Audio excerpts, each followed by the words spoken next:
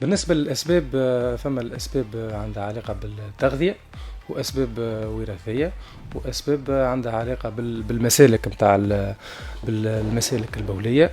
وسورتو أهم سبب ولا فاكتور دو ريسك متاع حجر الكلاوي هو قلة شرب الماء.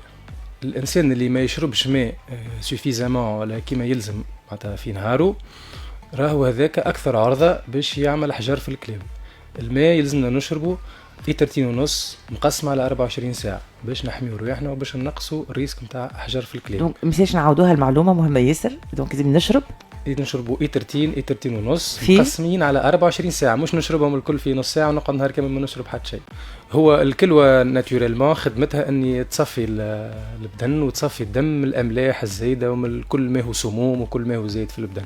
اذا كان الماكلة نتاعنا تكون فيها برشا ملح، تكون مالحة برشا، والا اذا كان تكون فيها برشا بروتين، بار اكزومبل اللي ياكلوا برشا لحم ولا اللي يعملوا سبور وياخذوا لي سوبليمون بروتين، هذوكم اكثر عرضه باش يتكون الحجر في الكلاوي عنده.